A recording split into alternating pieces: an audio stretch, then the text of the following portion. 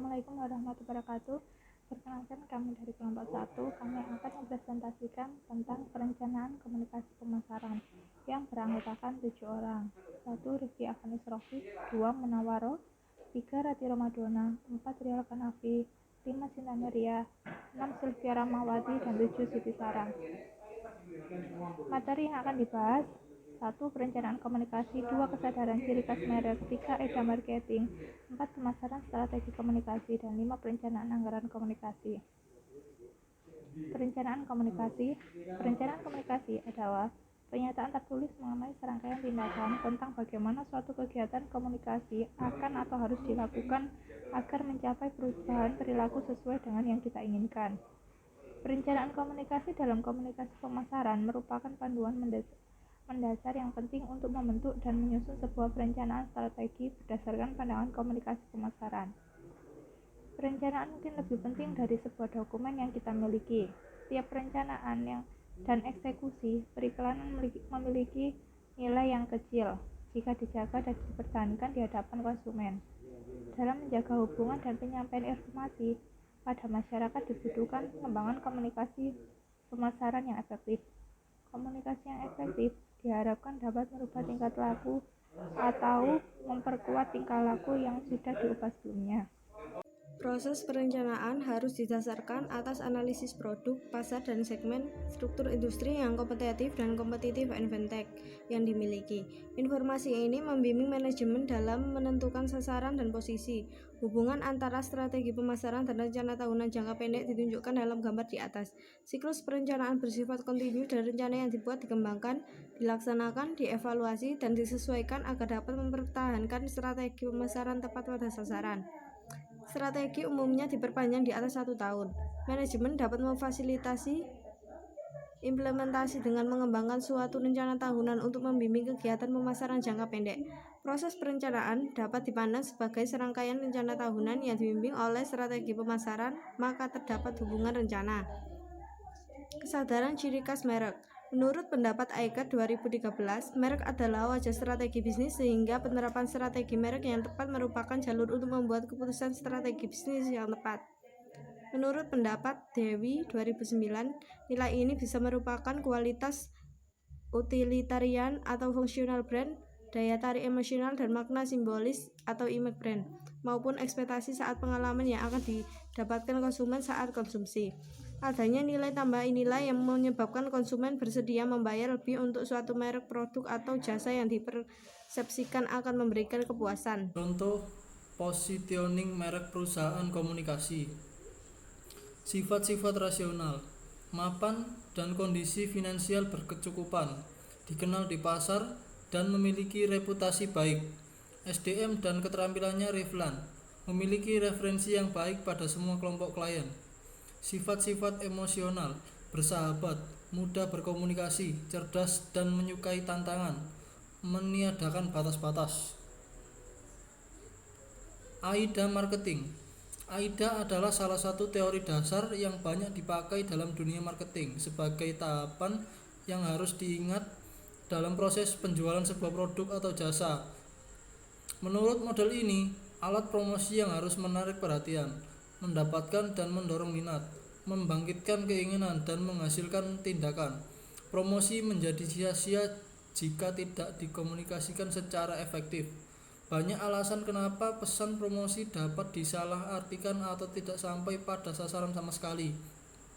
Untuk memahami hal ini, perlu dipahami terlebih dahulu proses komunikasi keseluruhan. Komunikasi dimulai dari sumber atau pihak yang mencoba menyampaikan suatu pesan terhadap penerima dalam hal konsumen. Pemasaran strategi komunikasi terbagi menjadi 2 poin. Poin pertama, semua komunikasi yang dilakukan bertujuan untuk membujuk orang untuk berpikir, merasakan atau bertindak dengan cara tertentu dalam hubungan mereka dengan merek. Sasaran perusahaan secara logis juga harus dinyatakan dengan cara tersebut. Poin kedua, sehubungan dengan tujuan bisnis dan pemasaran, komunikasi harus diukur sesuai batas waktu yang telah ditetapkan.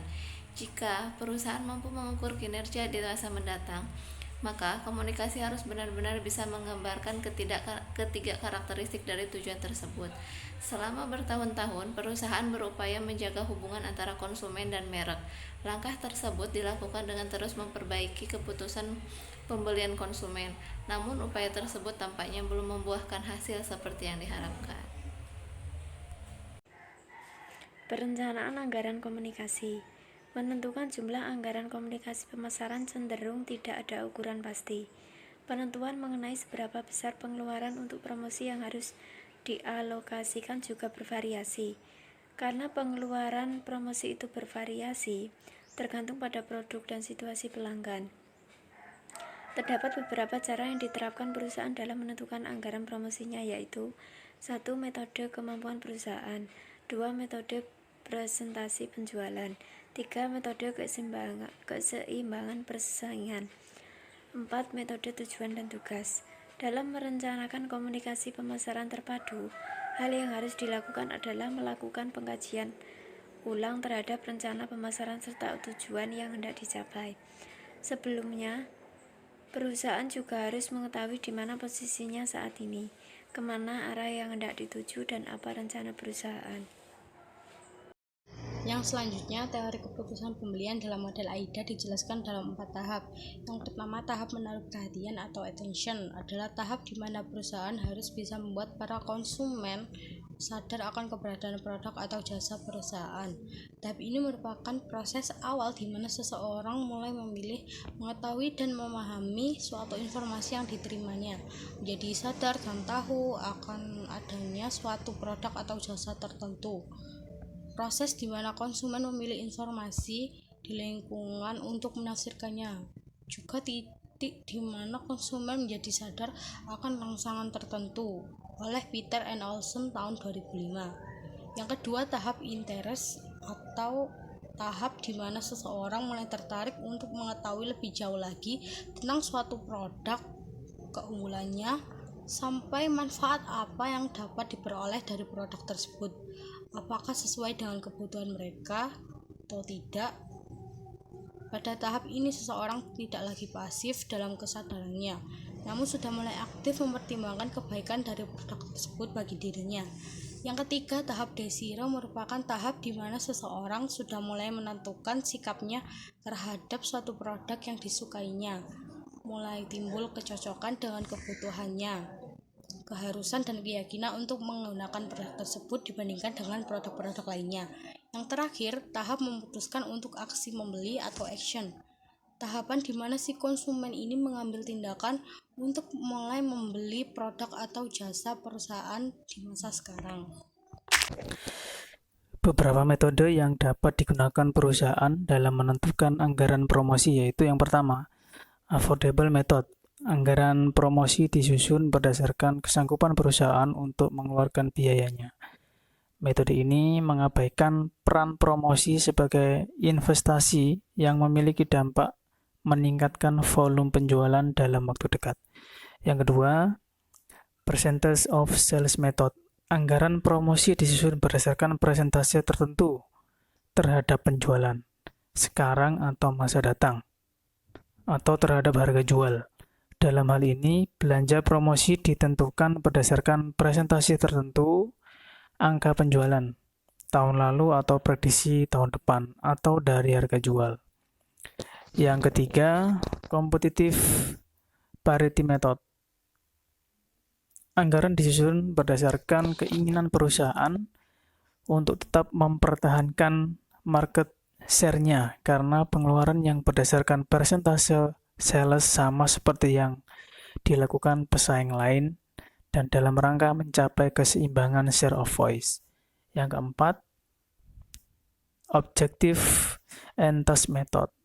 Anggaran disusun berdasarkan tujuan tertentu yang ingin dicapai, menentukan tugas-tugas yang harus dilaksanakan untuk mencapai tujuan, dan memperkirakan biaya untuk melakukan tugas-tugas tersebut. Jumlah dari biaya inilah yang akan dijadikan anggaran promosi. Langkah-langkah perhitungan rencana anggaran promosi dalam metode penentuan anggaran promosi yang disusun persentase tertentu terhadap penjualan. Yang pertama, menentukan sasaran pangsa pasar. Yang kedua, menetapkan persentase pasar yang harus dijangkau dalam program periklanan. Yang ketiga, menentukan presentasi aware prospect yang harus dibujuk untuk mencoba atau trial. Yang keempat, menghitung angka impresi iklan per 1%. Tingkat trial, menentukan gross rating point yang harus dibeli. Satu gross rating point adalah satu expose untuk 1% sasaran populasi. Dan yang terakhir, nomor 5, yaitu menghitung anggaran iklan. Sekian presentasi dari kelompok 1. Terima kasih. Wassalamualaikum warahmatullahi wabarakatuh.